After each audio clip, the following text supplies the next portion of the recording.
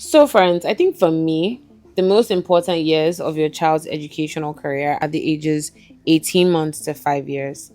From what I've seen, those are the formative years where so much is poured into them. They're learning how to read in those years. They're also getting their identity, they're understanding their sense of self and the world around them. You want your children to learn these things in an environment that is very intentional, hyper focused on creating an environment where they can thrive and a space that gives them the resources within themselves to actually survive and thrive. That is what we're discussing today with Little Explorers founder, Ms. Zakiya Ogunneye. When you set expectations, and we're not necessarily talking about academics, but when you set expectations and give kids the groundwork and the support, they reach them. They reach them. They rise to the level that you want them to rise to. You know, I think the biggest thing that I want to tell our parents, if you lay your family values, if you spend time on the front end, understanding what's important to you, what's important to your family, and you stay true to those, it's okay. Yeah. What would you say the kids today are missing? Is that we are scared to let our kids fail. As parents, we're moving all of the obstacles out of the way. And the kids aren't learning resiliency. What is your take on gentle parenting, especially in the context of Africa where you're? Yeah. I'm laughing because... Let's get into it, guys. See you in the episode.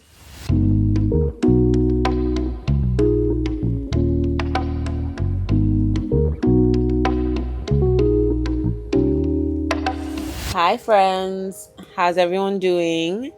Happy Wednesday. Happy new week. Happy everything. This episode is actually really hilarious if I think about why we're even on this couch. But I'm really excited that this is happening. I think it's an episode that I want every mom that's in this space or going to be in this space of like raising a 0 to 5 or 0 to 6 or 0 to 7-year-old to just experience.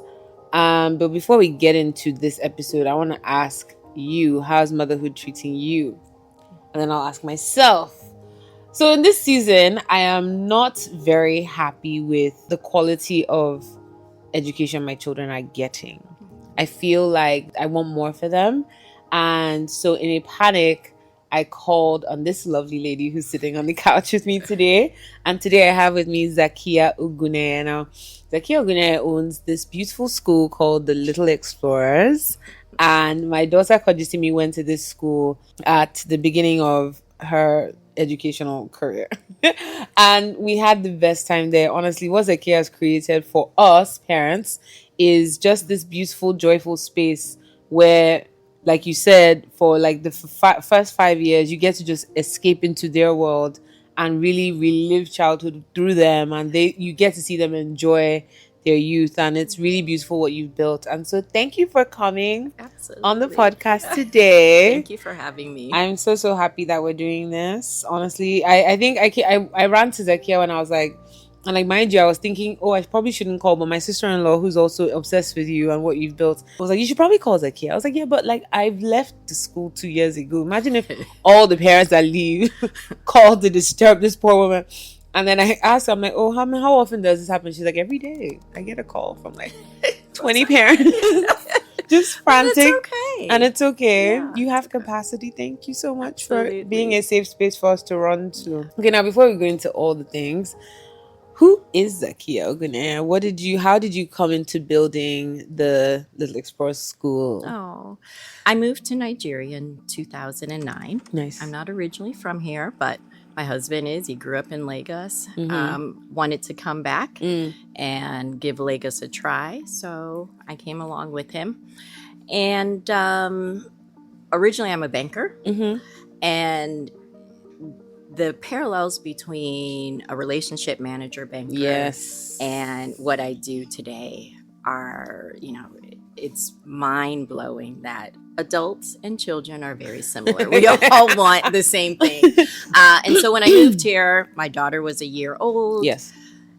Found out that the 0 through 5 space was very competitive to get into. We couldn't find a play group. It was the first time I heard about waitlist and all of this. And I naturally found a group of moms that we had children the same age. We called ourselves grooves. We would get together twice a week and just kind of hang out. Along the way, I decided I was going to go and get my Montessori education certificate. And then we just started a play group. It took off during Ebola, when everybody was locked in and you couldn't travel. So we had this play group that started with about 5 or 6 kids. By the end of the summer, it was like 90 kids. Wow, 90? 90. Wow. Yeah, because everything had shut down and I had built a small little space behind my house.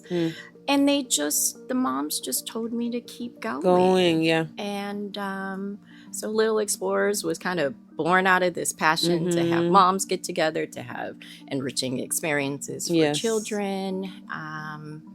And so we started in 2010. Yes. Primarily as after school and mommy and me. Yeah. And then over the years, we've just kind of evolved. Yeah. Beautiful. And I'm happy that you did, because my daughter went to Little Explorers from the age of 4 to 5. Probably 3 to 4. No, 3 to 4 and then 4 to 5. I think she was there because she graduated twice. Yes. Everybody graduates at Little Graduated Explorers. twice. Yeah. And in fact, now the kids in big school are graduating, and she's just like, why am I not graduating? Because she's always graduating every year. Because she also graduated last year when she graduated from reception to year 1. So she's like, why am I not? Because she's had like 4 graduations in her lifetime. Very entitled to graduation. So yeah, and I moved her there because my nephew was there and he was reading at 2. Now, I'm not the kind of parent to compare kids or do any of that, but it wasn't just that he was reading, it was how he was being taught. And the homework that my sister-in-law had to teach. Like, she had to set up like I think that's her. She's very type A, but she set up like a thing in their nursery where there was like a chart with all the words, and he was looking at them every day. And this 2-year-old would be like, in, on, the. And I was like, this is a genius. Like, what do you mean? But then she was like, oh no, all the kids in his class do this. And I was like, surely not. So I go to the school, I check it out. First of all, beautiful setup, by the way. Thank you. Go there and it's so joyful. I particularly love the security guards that know everyone's name. Yeah. Is that it's still the case? That's beautiful. I love how they literally know the car and who's so they, like, when we drive up, they shout, "Coach, you see me? You're going home." And so we go in and we see Coach, and she, like, I'm like, this is so efficient. The fact that they just know who we are is really nice. But you were going to say something. No, yeah. I believe in language. I believe in exposing kids to as many opportunities as possible. And it's not learning by any sort of force. It's not completely rote. Yeah. It is just the environment. Yeah. Kids pick up what's in their environment. For sure. For sure. So you spend all day with kids. What have you learned about children that I don't think you would have learned if you weren't building the school? Oh, my days are so much fun. Being around little kids is a complete joy. And some parents think about it as chaotic, but it's not. No, it is. I think you just love it. Maybe. Because we don't see it as chaotic. I have 2. And I was going to be like, yeah, but I was like, I can't. It's like, I can't follow you into that. It's so intense. Like, I find it, I really struggle. I think maybe I'm the type of mom that will shine when they become like older. When they're a bit older. But at 3 years old, they have all of the building blocks that they need to be complete humans. Yes. The brain is growing pretty rapidly. Yes. Usually around 3.5, they understand social dynamics. Yes. And if you talk to children as if they're whole people. Yes. they respond They to respond to you. you as whole people. Exactly. Absolutely, I agree. Exactly. And so every day we have some interesting conversation with someone about what's going on at home or what they've seen on the news or what they heard in the car. Oh, wow. Yeah, and then I just love watching them interact with one another. So it's a fun, every day is something fun. Every day is something Yeah. fun. You must love it though. Yes, absolutely. You do. I think I keep harping on this because your children are how old now? 17 and 13. And so you're like, you never once did you think, I'm done with little babies, I want to. No. You really love it. This is all I want to do. And for years, parents have Yes. asked about primary school. I've never been interested in I primary really respect school. the fact I that like yeah, this 1 to 1 to 5. 5. Yeah. I think it's important that sometimes you just specialize in one area, because I think what typically happens in Nigerian schools is that you start off really good, you specialize, but then you keep expanding, and that's kind of where we taper off. Yeah. I think you're right. And there's always a lot of pressure when you're doing something well. Parents think you can just naturally add an additional year. And it doesn't work that way. It doesn't work that way. You have to find teachers and staff that love that next age as much as you love your current age. Oof. And I also think what actually has to happen is you actually, as the owner of the school, have to also love that. Because if you're here, if you're focused on this side, we can tell as parents that you're not really into that side. Not really. My 1 to 5-year-olds, I love them wholeheartedly. I don't know that we could do the same thing as for the older kids. As a parent of a Little Explorers kid, I remember feeling like these are Zakiya's kids. Like, you were there, you sit there, you knew everyone's name, you knew what they were doing, you knew about it. Like, I would never tell you about my child and you wouldn't have already had a conversation with their teacher about the thing I was worried about. And I knew at the time you had about, I think you have, how many kids do you have now? So we've got a lot. We've grown. We've got 80 some kids. Nice. And we keep growing. But you have to know every child, and you have to know every parent. So I always tell parents that I've got amazing teachers that have been with me 15 years. I love the Little Explorers teachers. We don't have a ton of turnover. That's great. And so their job is to know your child. My job is to know you. And when we put those two together, magic happens. Magic does happen. It happens at school and it happens at home because we're aligned. Yeah. So. I remember one of the teachers telling me, Kodge is an artist. She told me, she held my hand. She goes, your daughter? She's an artist. Whenever we're trying to do anything academic, she shrinks. But when it's time to do some type of performing arts or creative thinking, so I just want to tell you that this child needs that part of her water constantly. So, and when she told me that, I think I heard it one ear and I was like, yeah. And I was just filled with dread and fear and anxiety because I'm like, wait, no. But like, it was really scary and overwhelming because I mean, I know obviously her dad's creative and we know what that industry can be like. And so I was just like, I almost felt like I didn't want to encourage it because it was scary. Yeah. And I kind of wanted her to just focus on what we need her to do right now. But I think that in doing so, I might be doing a bit of a disservice, and I want to go back into sort of opening her world back up into like giving her more of that to do. Yeah, and you find the balance. So by no means is that saying she's not academic. It may mean that as she's going through and learning and growing, that she thrives most when we incorporate the two together. Yes. And and the child that we saw at 3 and 4, you probably still see those same elements at 7, 8, 13, 15, and even, going into their early 20s. Wow. Which is why preschool is so important. Yes. Yeah. The school gave me a lot of information that I still hold, and as I navigate, Kodge and raising her, I'm always coming back to my little explorer's notes. I have a little part of my where we'd have those one-on-ones with the teachers, and they were very thorough. And so I go back in, and I think it was on getting into reading one of those notes, I was quoting it to my sister-in-law that I remember Zakiya said this, and she was like, "Why don't you just call her?" I was like, "I don't want to disturb." And then it got really intense. I was like, "Hey, do you remember me?" And you were like, "Oh my god, how's my girl?" I was like, this is so nice that we still have access to you in this way. So thank you for leaving your door open even Always. years after we've left. They're still our children. They are. You know, we spend a lot of time with your children, probably more time with your children than our own. Wow. So your children become our children, Yeah, absolutely. and we still remain, you know, a family. We feel that very, very deeply. Thank you. What constantly surprises you about the kids that you take care of?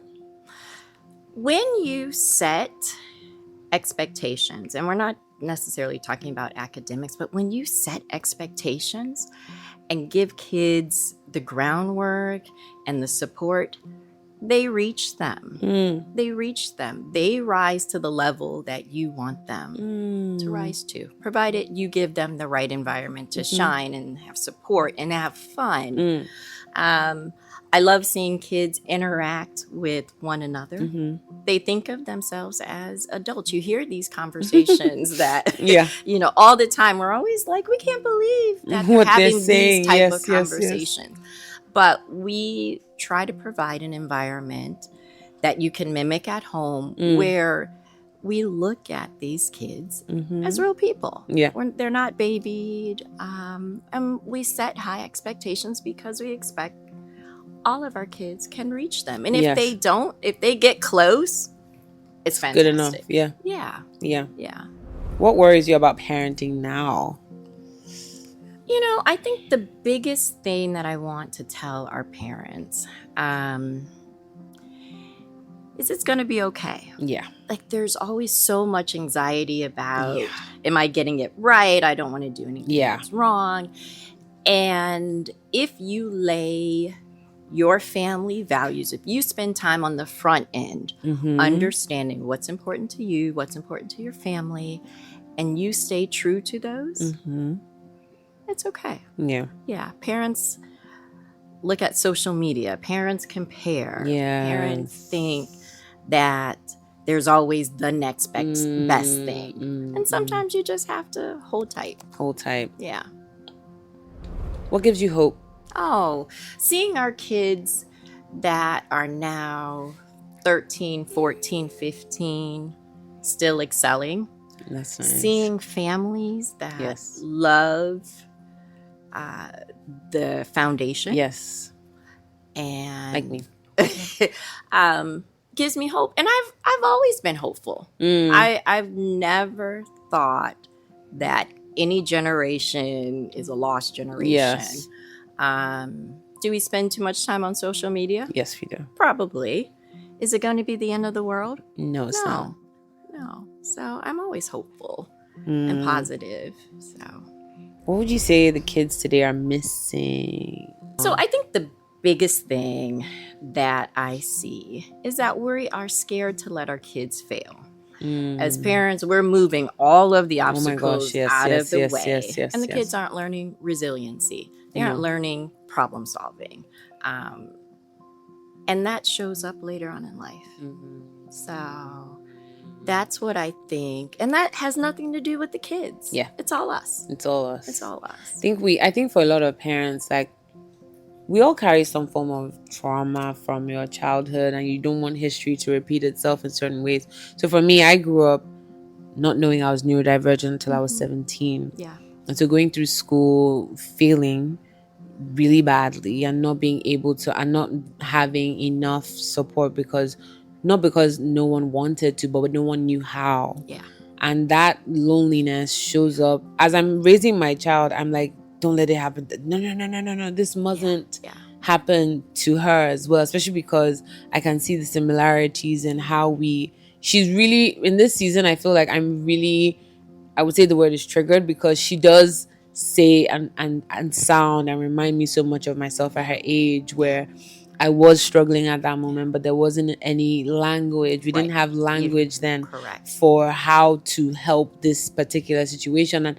And then it was either you're dumb or you're smart. Yeah. So here's what has changed. There is now language. Yes. There is now support. There's now awareness Mm. that in some regards we're all neurodivergent. Yes.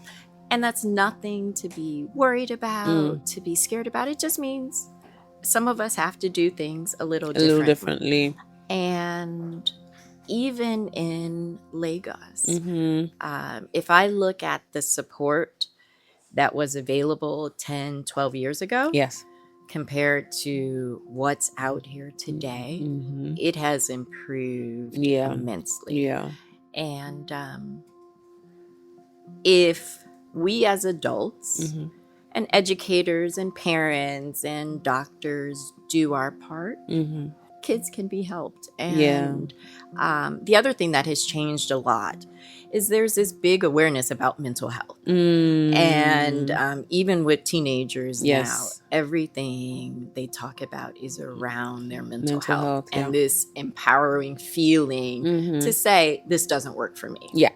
And it doesn't work for me, so we're going to have to figure out how to do it differently. And Yes. being able to say that boldly. Yeah, and that already is unapologetic. a big win, I think. And so you teach that at home. Yes. Okay. That's my And you job. teach it at school. Yeah. Mm-hmm. I'm going to write that down. But the thing about let them fail sometimes. It's okay. It's okay. You always want to get in the way. It's Yeah. crazy. Yeah. I find myself with my child, like whenever she comes home with the tiniest problem, I almost tie my hands behind my back. And there was this phrase that the TikTok mom, shout out to the moms on TikTok, taught me, where it's like, what are you going to do about that? Or how are you going to, oh, well, what are you? So my son this morning was crying because his nanny moisturized his eyeballs. Okay. And he didn't like the cream in his eyeballs. I said, so what are you going to do about that? Right. He came to me, Mama, I'm so sad, crying, tears, meltdowns. This is very dramatic. I was like, what's going on? He said, Auntie put cream in my eyeballs. I said, I'm so sorry that happened. So what are you going to do about that? Because I could also feel myself being like, why did you, but I was like, what are you going to do? Yeah. How does that make you feel? I'm just giving him. So it just made me so angry. Tears and the mucus and everything. I'm like, wow. So what are you going to do about that? And do you know what he did? He said, I'm going to tell her not to do it again. Yeah. And then he went back to this room and he said, Auntie, don't you ever put cream in my eyeballs. I said, no. I don't like that language. Let's use a nicer, let's say it a nicer way. Yes. Yeah. You've empowered him to be able to express his feelings and to go and talk to an adult to say I don't like that. That wasn't nice. And the auntie was, I'm so sorry. That wasn't my, please don't. Yeah. But that little interaction replicated over time builds confidence. So help me God. Yeah. That's really the work. I think for me, the hallmark of failed parenting for me would be kids that are not confident. Am I being too hard on myself? Probably. But you're not being unrealistic. These are feelings we all want for our kids. But more than confident, you want kids who are happy and able to move in this world. Yes. And confidence shows up in many ways. Absolutely. It is not necessarily about being the loudest or being the first. You want kids who can move in the world, who can interact with other people, hopefully get a job when everything is said and done, but who can move throughout spaces. What do you think we as parents need to be doing at home every day?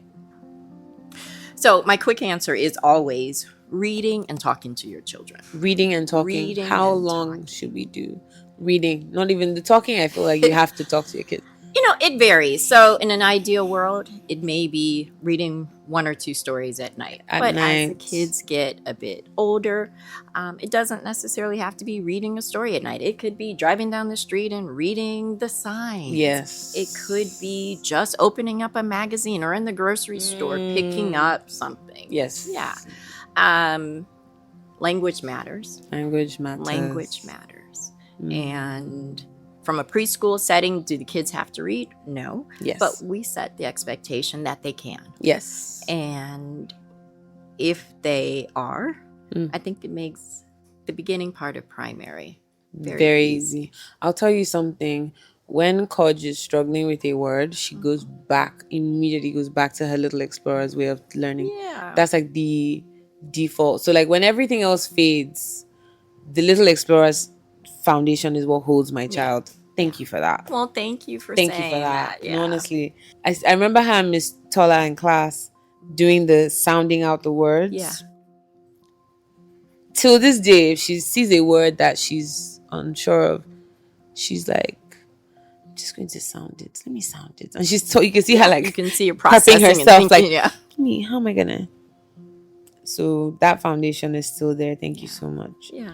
Why are the first 5 years so important? What do you think we're trying to do in the first 5 years, or what are you trying to achieve in the lives of children for that first 5 years that you think sets them up for a good foundation?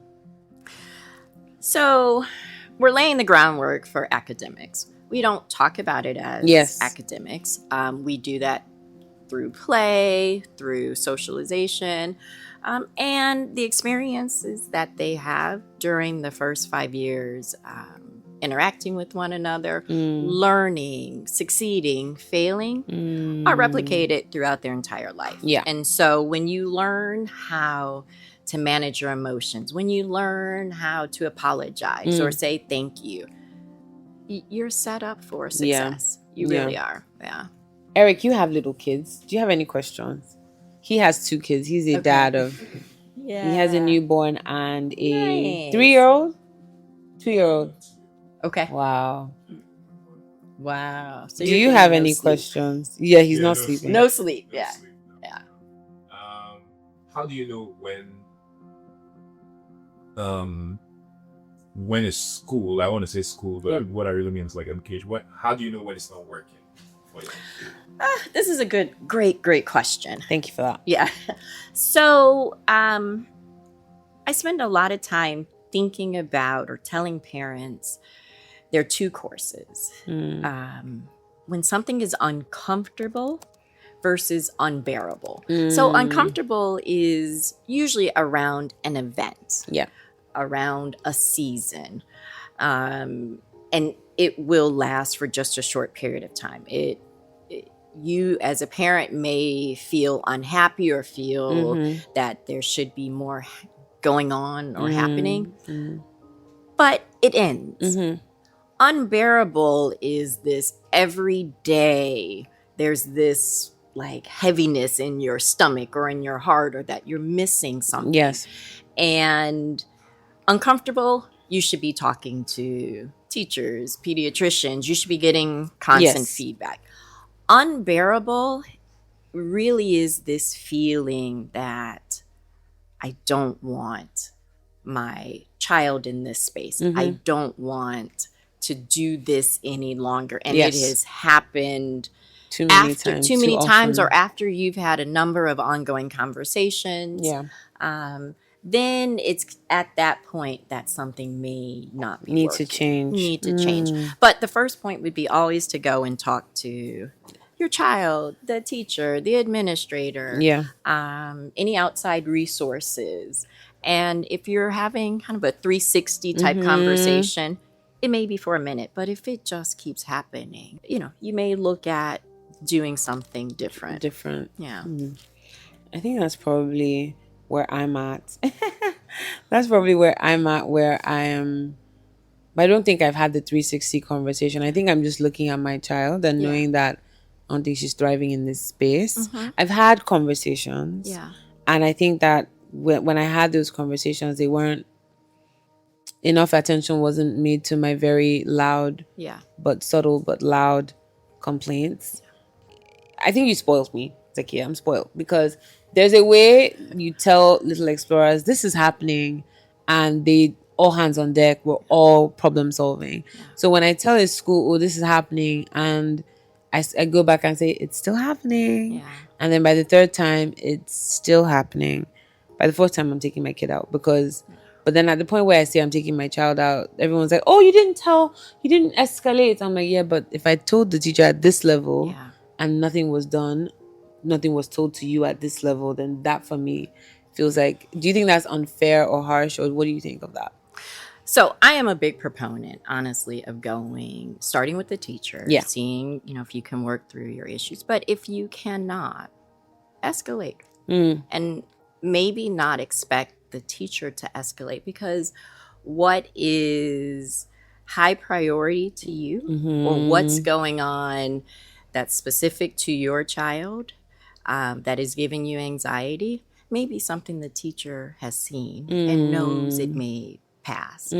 But as educators, it's our job to make sure that we've communicated this with you. And if you're not comfortable, go to the next level. Why not? Why not? We all Fair want enough. kids to thrive. There's no educator who is going to say, I don't want your child to thrive, or I don't want to help you solve this problem. And do it in a nice way. Yeah. Yeah. Yeah. So what is your take on indoor play versus outdoor play? What is also your take on the iPad versus the regular toys? Outdoor play is preferred. Yes. Always. And sometimes that's difficult in this space where we don't have enough parks and we don't have enough play spaces that are readily available. And if we don't have it, indoor play is acceptable, too. As well. Play is just good in general. Play is work for a child. Yeah. So whether that's outdoors or indoors, it has to happen. Yeah, it has to happen. It's all beneficial. There are many different types of play, many different levels and impact. But as long as they're playing, we'll take it. iPad versus regular toys. So I think if you cannot start with an iPad or spending a lot of time watching TV, kudos to you as a parent. Yeah. If you must, you're not alone. You're not alone.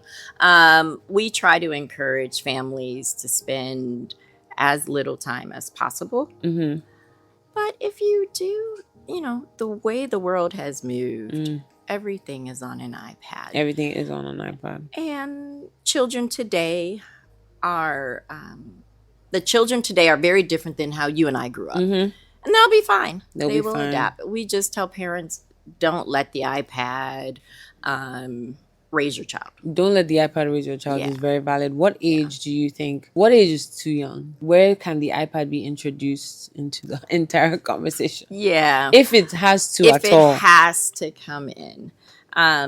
Usually around 3 would be ideal. But I also know that if you are at church or you're someplace and you need some way, airplanes. Or I got airplane. I got an iPad for the airport. That was actually my breaking point. I was like, oh, she needs a friend. That's not me. It's okay. It's okay.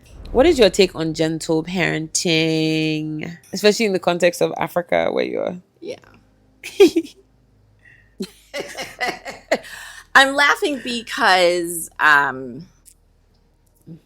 there is a time and space for gentle parenting. And I think it should be most of the time. Yes. I think conversation should be at the forefront of how you interact with your child.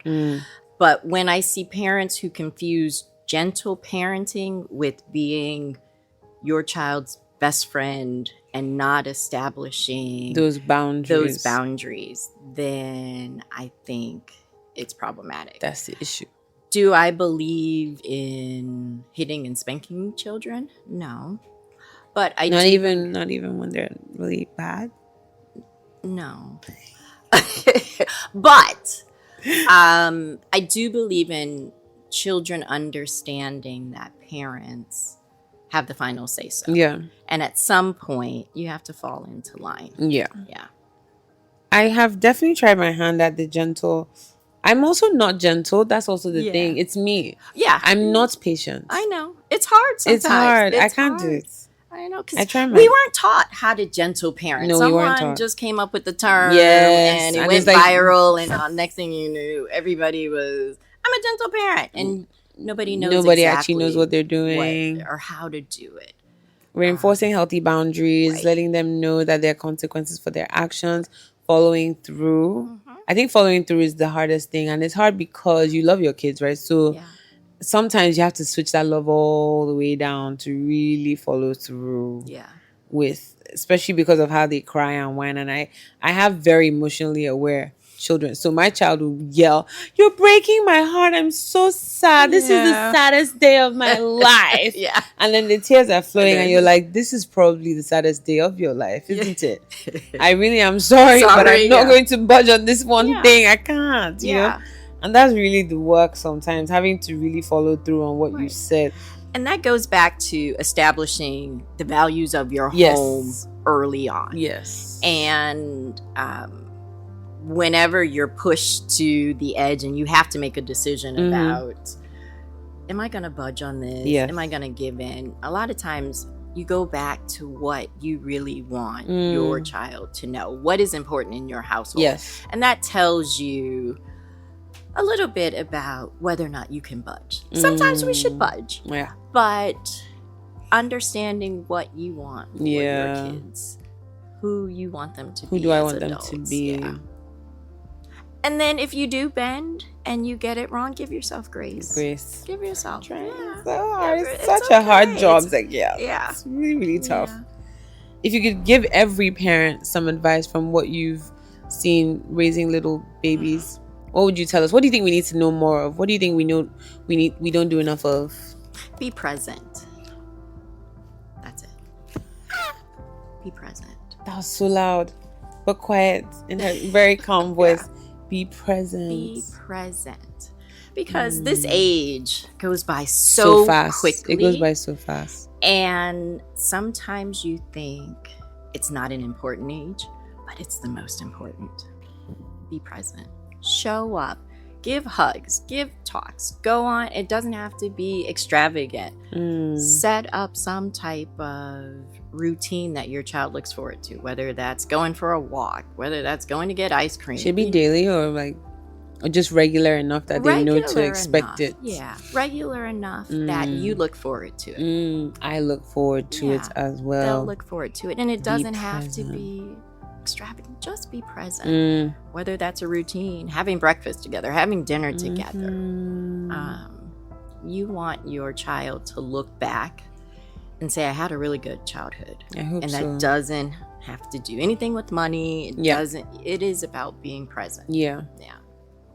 I look back on my childhood and I think I had a really good one, but my parents were very busy too. And I don't think I think when I look back on it now, like my mom was present, like she took time off work when I was growing up, but then at some point she had to go back to work, and I think by the time she went back I was old enough to understand. Yeah. But then recently she looked at my oldest, who's 6 now, and she was like, that's the age your youngest brother was when I went back to work. And you could just see this wash of guilt on her face. But it's like, sometimes we have to do what we have to do. Yeah. And she went to work in Abuja, so she left him Yeah. in Lagos and we had to work. So that was like really hard for her. Yeah. Well, and being present is when you're around. Yes. Making sure that you're able to give children maybe not undivided attention, Yes, but the but attention enough they attention. need, and that they walk away saying, I feel loved. You know. Yeah. I feel like children are insatiable with the attention they need. It's never enough. Like a child will never be like, that's enough, mommy, you can go now. Like you have to always draw the line to be like, No. okay. Tell me.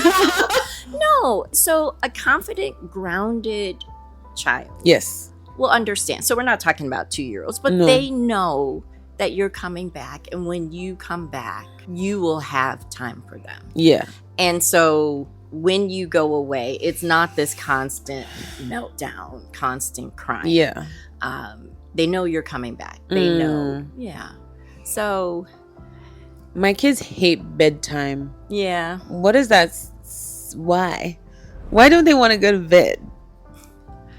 So usually that means we haven't set a routine and Okay. a standard and some consistency around bedtime.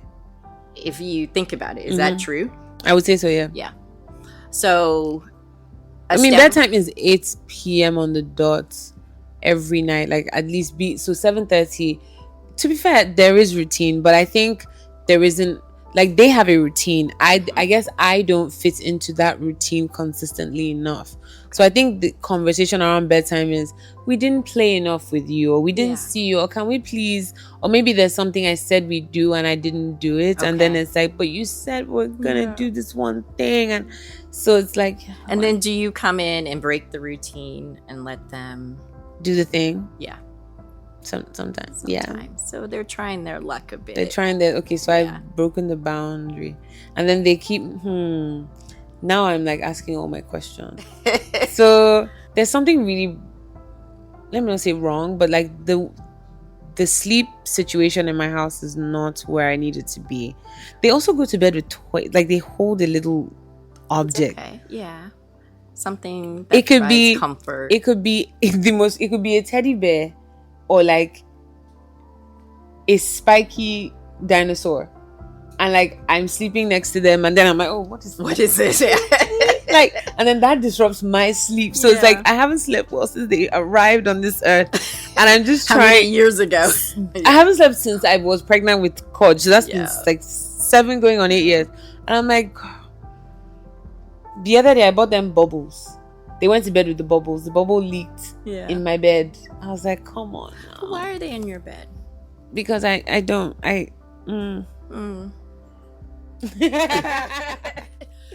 because they shouldn't be, right? They should go. So every time, I know why. Okay. Every time they come in, especially Kodge, because she's the one. Kishi's even, I think Kishi, you can get him to go back. Kodge is adamant. I think it's the thing you said about breaking that. We broke that. She knows she can. She knows she can. Yeah. So I think this going on 7, I'm going to create this very, like, I'll let her have it till she's 6, I think. Okay. But when she's 7, I'll be like, this is a big girl birthday. So I think I have to set it up. You have to set it up. I have to set it up with, like, this is a big girl birthday. After 7, you cannot come and sleep in my room because you're too big, you're too tall, you're too this, you're too that. And at 7, I imagine that you're a big enough girl to sleep on your own. Absolutely.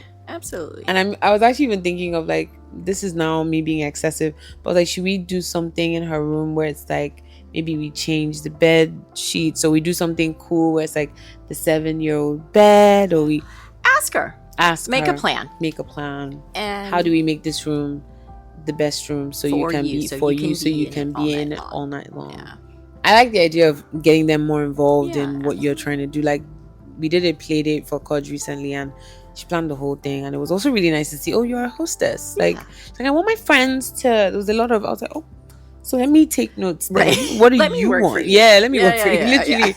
And I was very impressed by, she had things. She's like, I want to get everyone a gift so they know how special they are to me. I was like, okay, let's do that.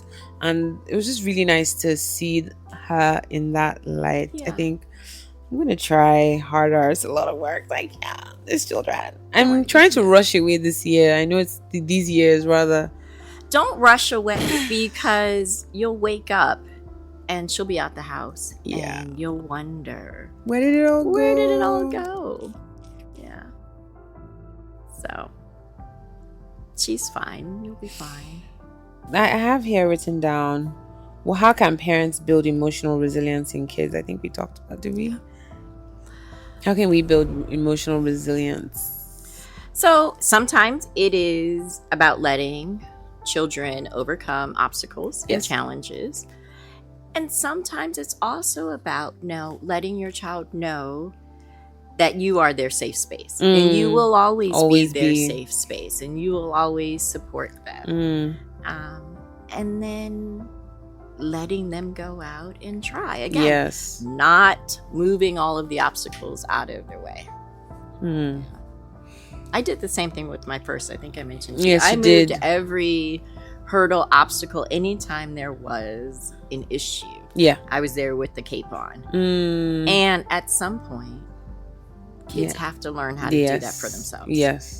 I just remembered another situation that I want to talk to you about. So at your school, the kids would eat lunch every day. Yeah. There was nothing my child wouldn't eat. She would eat everything because the communal eating, like there was something about it. We can't get her to eat 1/10 of the things she ate at Little Explorers at home now. What are you doing that I'm not doing?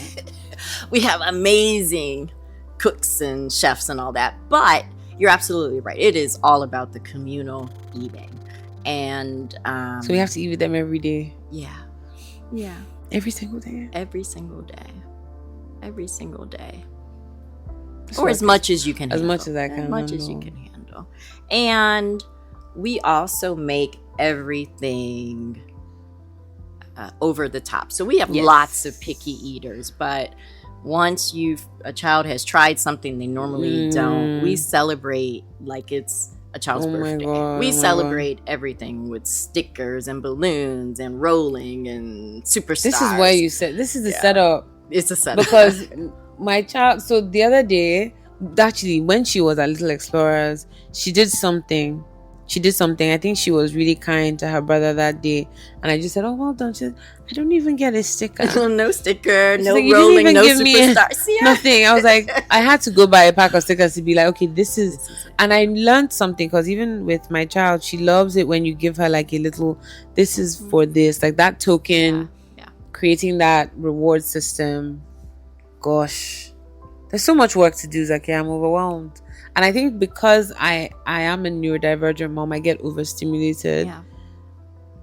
What should I do? Figure out what's most important Mm-hmm. and focus on that. Okay. So you break things down into kind of bite-sized chunks. Yeah. You don't have to do everything every day. And I can't. Yeah. Because I think for me, the most important thing is that my children can communicate their own emotions articulately. I think for me, it's important that they're able to advocate for themselves. So with Coach saying, I don't like my school, Yeah. I had to take that very seriously for multiple reasons. Because she said that. Right. I want her to know that when you say you don't like something, I'm I here. move. Yeah. And even though I'm not ready to move, Yeah. I'm going to have to at least let you see that something I'm is doing being something. I'm doing something Yeah, because I heard you. I heard you. Yeah. Yes, very important for me that I'm able to give them that confidence and do that. And then maybe what you want to do is say, look, we're going to have a meeting with you in it. So you can Yes. say how Okay. you feel. I'm going to set that and up. everyone can hear about Can it. hear it And then you can see what action happens. happens. Yeah. It hits differently when a 3-year-old is telling you, Yes. this is What I don't what I like. don't like or what I do like. Yeah. And finally, before we close, I want to talk a bit about faith and motherhood Yeah. and how that shows up in what you do in Little Explorers. So how has faith affected your parenting? Yeah, it is kind of where we start every day. Someone told me not too long ago that the work of preschool teachers only comes from God. Yeah. And it's about patience. It's about understanding. It's love. It's love. It's love. It's love. And so every time that we are faced with a problem or an obstacle, we pray at school. We're a non-denominational school Yes. just because sometimes I struggle with the idea of how my faith shows up Yes. for children who don't have the same faith. Yes. Even if we're all Christians, Yes. we have a wide variety of Faiths and families families, that yes. practice faiths in different ways. We have a number of Muslim Yeah. families. And so for me, I don't want to be any type of hindrance Yes. to what you do at home. Yes. But that does not mean that we don't believe. Yeah. And so Nice. That's good. And how has faith influenced the culture of Little Explorers?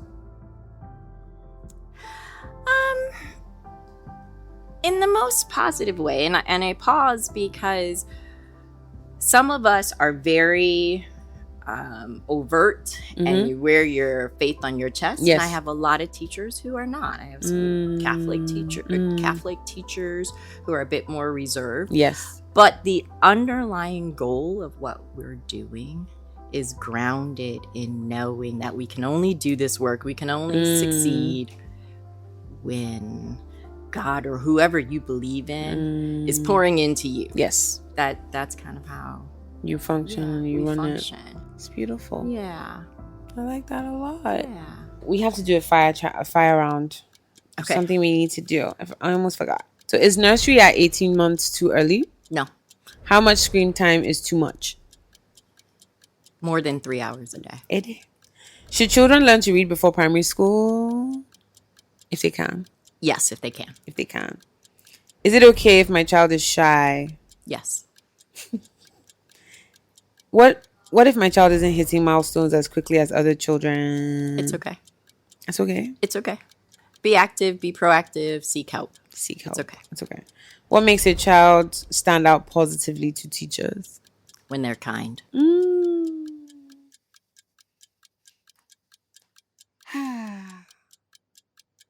So you spent years caring for children in their earliest years. If you could sit beside every mother listening right now and tell her one thing about the child she's raising that she probably doesn't know, what would you tell her? You're doing a great job. No. Yeah. Thank you. Yep. Thank you. You're doing a great job. Doing amazing, sweetie. Oh gosh. Thank you.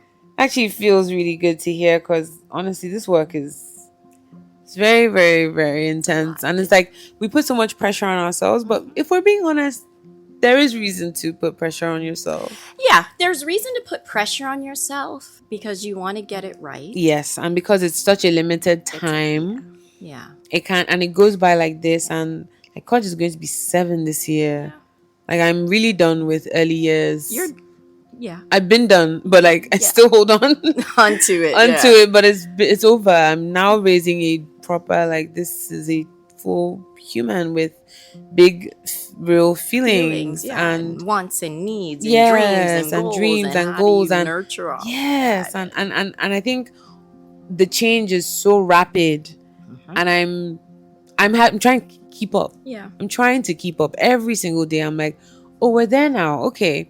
I remember the other day when my child, sorry Coach, I do apologize, she told me she had a crush on a boy. I was like, what? When did this happen? What do you mean? Like, and she's like, oh, this is my crush. And she's like, oh, mommy, my crush has changed now. This is my new crush. I'm like, okay, she clearly doesn't know. I think she thinks a crush is like a sweater or something that you change. Like, but you don't want to shut it down. I don't. You want her to always be able to I remember my friend telling me the fact that she's come to you with it. Like, she was so excited to tell me and show me who this crush is. And I had to be like, you're doing a good job. What is going on? I know you're like, what's going on? But you're doing a good job because you didn't shut it down. I didn't shut it down. She's open and wants to tell you what's going on. I hope she's fine now. I hope she knows that it's fine. Okay. Yeah. It's really beautiful. I really do appreciate the fact that Coach, I appreciate because she watches the podcast sometimes, which I don't want her to, but she does. She does, yeah. I'm like, Coach, I love the fact that you told me about, and I pray we talk about all your crushes that you're going to have in this life, and love you, babe. Yeah. So is there anything else you want to say? Anything else that you think you haven't touched on that you kind of want to make sure that we get out while we're talking? Because this has been really, really... Has it been helpful? Yeah. Oh my gosh. I want you to know you're enough. Yeah. I want moms to know and dads to know. Go to your family values. Figure that out early. Yes. And what's most important for the type of child you want to raise, and put it down so you can always go back to it. And write down your family. Wow, that's the Bible. Write down the vision, make it plain. Yep. So I love that.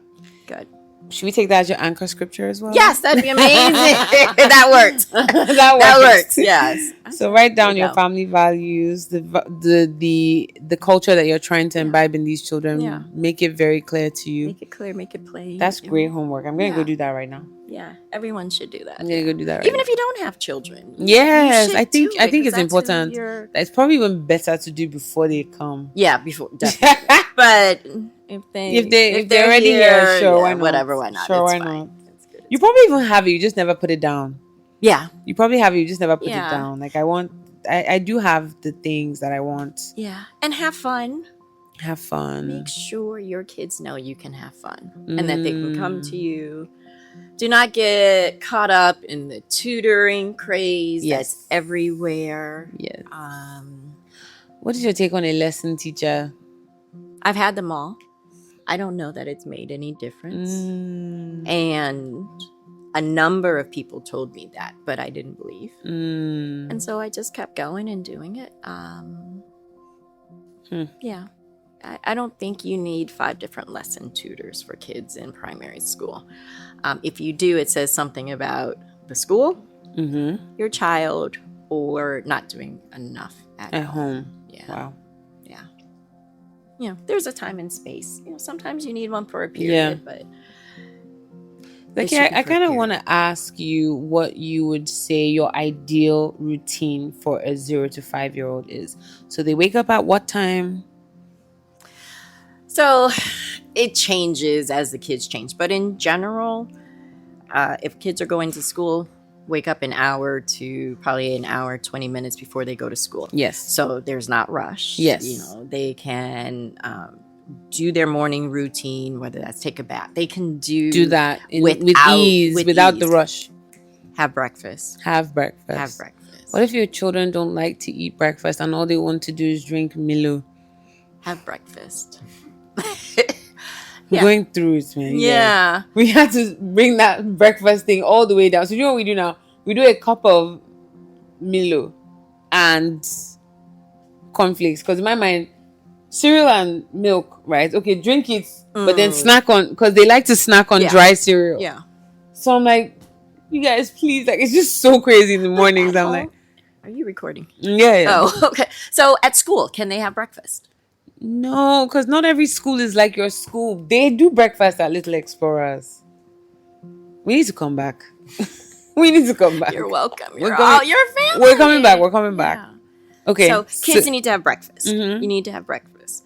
Then get to school, wherever they're going, at least a half day. Yes. Ideally, till 2 or 3. Okay. Allowing the kids to nap if necessary. Come home. They must go outside and play. They must go every day and burn some energy outside. And even if you just have a driveway with the ball, yes, it's okay. That's fine. But they must go outside. Yes. Then you may have snack or you may have dinner, and then it's kind of wind down time. Yes. And whether that's reading, doing homework, or for some families that may be your iPad time, but it is identified. Kids know about it. And they're able to follow that schedule. And then whether you do dinner afterwards, bath time, then maybe it's reading or some time with parents. And then it's bedtime. Yeah. Yeah. I think what is missing for me is that outdoor play. Yeah. But I'll get it. You'll get there. I'll get there. Yeah. I'm trying to create more indoor fun activities. Oh, I'll show you this video of us playing. Yeah. That makes me really happy. We were tumbling the other day and I decided, because we live in a flat and we're not... I don't know how to. I mean, we have a driveway and all these things, but I don't know these people, and I don't want to have my kids downstairs in capacities that I can't control. And so we created this situation for ourselves. Okay. This was us tumbling. Oh, nice. And then it was also me tumbling. Tumbling too. So it's this perfect. was It's perfect. And it was like, Costa, this is the best day ever. So and it didn't take a whole lot of planning. You didn't have to go anywhere. No. And she's gonna remember. She is gonna remember. Hopefully. Yeah. Hopefully. And you will too. Yes, I will. Look at you, how you're absolutely smiling. Will. I will. It was a good day. It was a good day. Yeah. It was a good day. Well, thank you so much, Zakiya, for coming. This was really helpful. I'm so glad you called. I feel like I came. This was for me. As always, all the episodes are for me. I come here to be like, am I doing okay? Am I a good parent? Really well. I'm doing good. Yes. Okay. Yeah. Heaven help us. Alrighty. You will. Could you say a quick prayer for the moms? Yeah. You ready? Yeah. Dear Heavenly Father, thank you for showing up today and letting moms know all around the world and close by that we are enough, that we're doing the right things. Our heart is in the right place. Let these moms know that when they are interacting with their children, that their work will be seen in that moment and in the years to come. Amen. Let their worry be set aside knowing that you are in full control. Let them understand that the divine plan and order has already been set in stone. And it is for us to walk in faith and understanding and in love. These things we ask for. Amen. Amen. Yeah. Thank you for that. That was really nice. Yeah. All right, friends. And so we've come to the end of this episode of the Motherwell Podcast. As always, please like, share, subscribe, tell a friend, share with your mom that you think needs to hear what we talked about today. Please follow the Little Explorers on Instagram at... We don't have Instagram. There's nothing... Do you know what? There's never. I was checking. You know what? Google them, find them, go visit the school, or send an email. We need to do something. But we've always... But the thing is, you're also really full. Yeah. Because they're that good. Well, even beyond that, we've never been big social media people. So that's why I'm super really excited to even be here. Yes. Thank you. Yeah, because... I also really like the fact that it's not online. Because I think I struggle sometimes with the schools that use the kid. Like, they don't use the kids, but like it feels like you're promoting your... Yeah. And then my child is there like dancing. And I'm like... you never know where those videos will end up. And there are quite a few parents now who don't want their kids on social media. Yes. And the idea of us spending our time putting little dots over everybody's face, it's too much. And you can find us. Yes, you can find them. They're very easy to find. Yeah. Then Lecky. You can find us. You can find them. And it comes highly recommended from me, honestly. Yeah. I don't think I've highly recommended anything to anyone. Whenever people come to me and they're like, what school do you think? Or I remember when people would see my daughter in school and they'd call me, I'd be like, immediately yes. So highly recommended. If you've heard of Little Explorers or you're considering Little Explorers, highly recommended from me. My child is 6 going on 7. We're still relying on a lot of the things that she learned in those early years. Thank you so much, Zakiya, for building my dream school for my kids.